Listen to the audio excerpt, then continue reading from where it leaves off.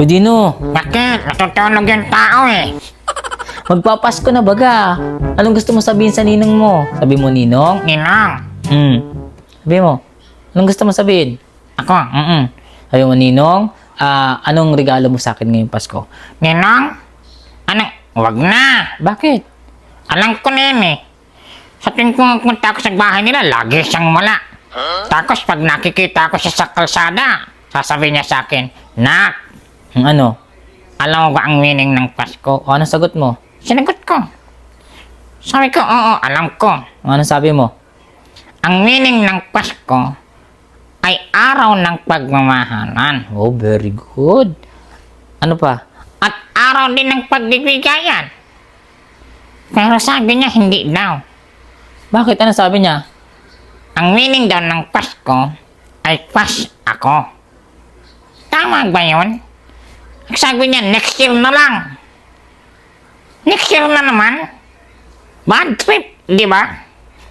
Pasaway. Pasaway pala yung ninong mo eh. Oo. Nakakasama ng loob. Grabe. Pasaway naman yung ninong mo. O sige, Dino, ganito na lang.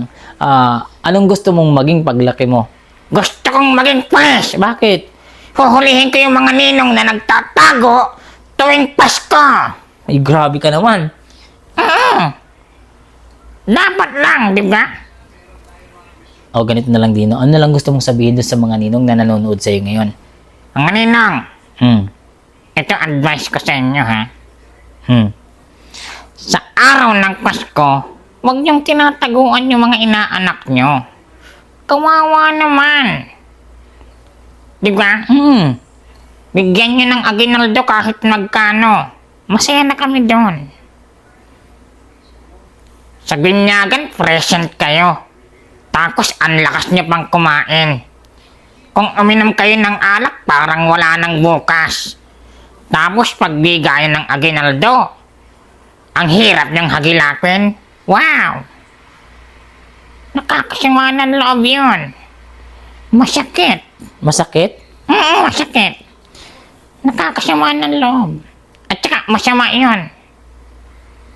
Masama. Ang alin? Yung mukha.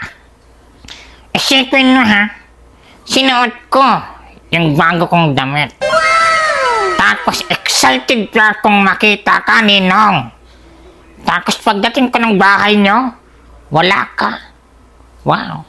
Ano yan? Ano na nga ulit gusto mo paglaki mo? Gusto kong maging pulis. Kaya doon sa ninang ko, maraming salamat. Napaka-supportive mo. Bakit? Binigyan niya ako ng regalo. Anong regalo? Barbie. Kaya ngayon alam ko na, Na ano? bakla ako.